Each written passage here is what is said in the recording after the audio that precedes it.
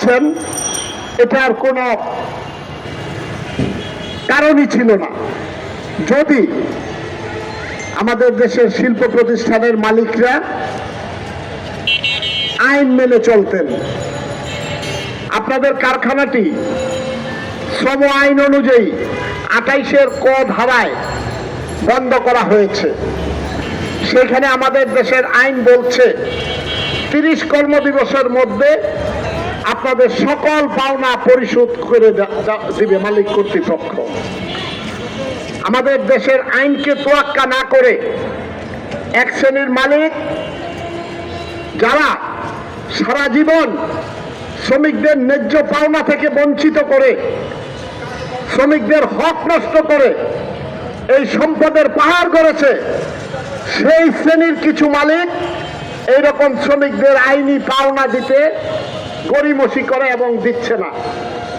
আমাদের দেশে অনেক ভালো শিল্প প্রতিষ্ঠানও আছে, অনেক ভালো মালিকও আছে, যারা তাদের আইন অনুযায়ী শ্রমিকদের সকল পাওনা দাওনা পরিশোধ করার চেষ্টা করে।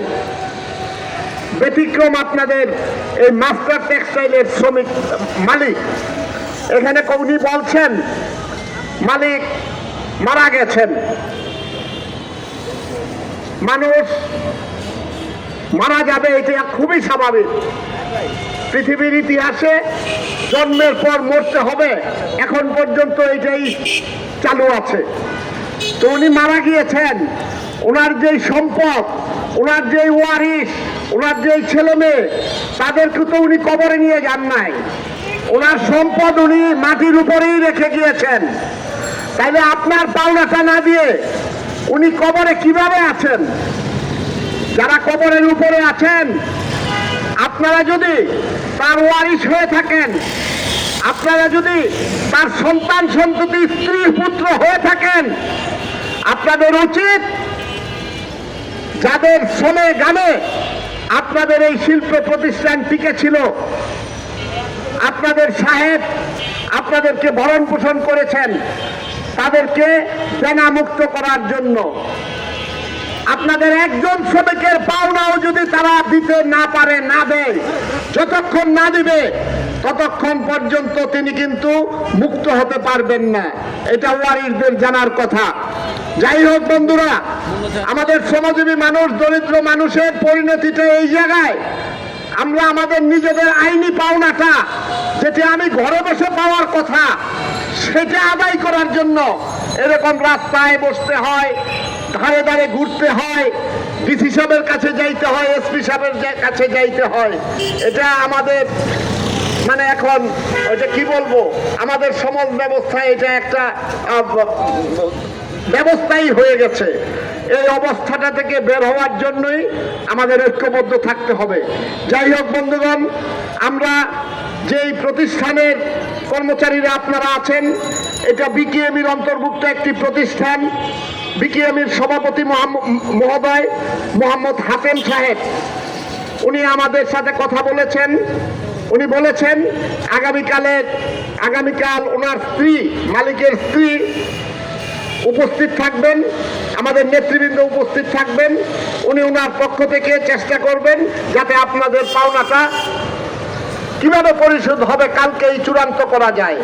আমরা আশা করি, আমরা আশাবাদী, আমাদের দৃঢ় বিশ্বাস বিকেএমির সভাপতি মোহাম্মদ হাতেম উনি চেষ্টা করলে, ইচ্ছা করলে অবশ্যই সেটা পারবেন। কারণ ওনার কথার বাইরে বিকেএমির কোনো সদস্য, কোনো শিল্প প্রতিষ্ঠান যাওয়ার ধৃষ্টতা দেখাবে, এটা আমরা মনে করি না। আমরা আশাবাদী মানুষ। পাশাপাশি আমরা বলতে চাই,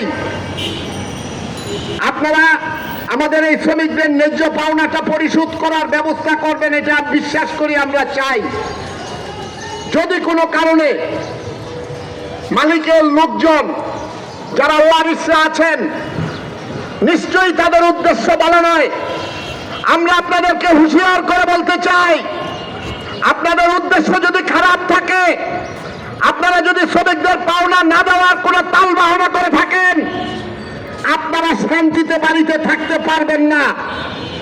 আমাদের রাস্তায় বসিয়ে আমাদের পাওনা থেকে বঞ্চিত করে আপনারা বাড়িতে থাকতে পারবেন না। আমাদের শ্রমিকদের বিভিন্ন সময় ঈদের সময় বিভিন্ন অনুষ্ঠানের সময় শহীদ মিনারে প্রেস ক্লাবে অবস্থান করার অভিজ্ঞতা আমরা আছে।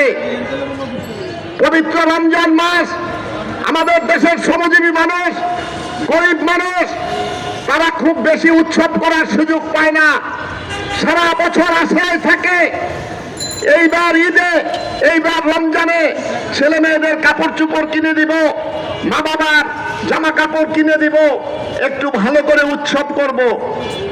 সারা বছরে একটি উৎসব করার সুযোগই এই গরিব মানুষের হয়। আপনাদেরকে বলতে চাই, আমাদের এই শ্রমজীবী মানুষ এবং আমাদের পাওনা থেকে বঞ্চিত করে যদি আমাদের উৎসব থেকে আপনারা বঞ্চিত করেন, আমরা শ্রমিক কর্মচারী ঐক্য পরিষদ সহ আমাদের নারায়ণগঞ্জের যত শ্রমিক সংগঠন আছে, আপনাদের পাশে থেকে যারা আপনাদেরকে বঞ্চিত করবে তাদের গুম হারাম করে দেব। আপনাদেরকে ঐক্যবদ্ধ থাকার অনুরোধ জানাই। আমরা এই নারায়ণগঞ্জে যারা শ্রমিক আন্দোলনে যুক্ত আছি, আমরা শিল্পের স্বার্থ যেমন দেখি, শ্রমিকের স্বার্থ যেমন দেখি, আমাদের নারায়ণগঞ্জের স্বার্থ এবং শিল্পের স্বার্থও দেখি। আমরা সেই কারণে বলতে চাই, নারায়ণগঞ্জে যাতে কোনো প্রকারের অপ্রীতিকর ঘটনা না ঘটে, নারায়ণগঞ্জে যাতে ঢাকা, গাজীপুর সহ অন্যান্য স্থানে যে রকম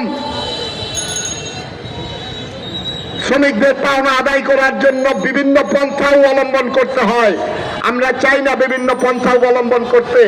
আপনারা যারা ভাই বোনরা আছেন, আপনাদেরকে অনুরোধ করে বলতে চাই, আগামীকাল আমাদের বিকেএমএর সভাপতি মহোদয় আশা করি অবশ্যই ফয়সালা করবেন। যদি না করে তার পরদিন থেকে লাগাতার কর্মসূচি আমাদের থাকবে এবং আপনাদের পাওনা আদায় না করা পর্যন্ত আপনারা ঐক্যবদ্ধ থাকবেন। আপনারা কষ্ট করে সকাল থেকে রোজা রেখে এখানে অবস্থান করছেন, আপনাদের সবাইকে বাংলাদেশ ট্রেড ইউনিয়ন কেন্দ্র এবং শ্রমিক কর্মচারী ঐক্য পরিষদের পক্ষ থেকে ধন্যবাদ জানাই। পাশাপাশি নারায়ণগঞ্জে আরো অনেক গার্মেন্টস প্রতিষ্ঠানের সমস্যা আছে। বিকেএমএর সভাপতি মহোদয়কে ফতুল্লাহ ফ্যাশনের কথা বলে এসেছি, ওই ফতুল্লাহ ফ্যাশন সহ সকল শ্রমিকদের ন্যায়সঙ্গত দাবি মেনে নেওয়ার আহ্বান জানিয়ে আমি আমার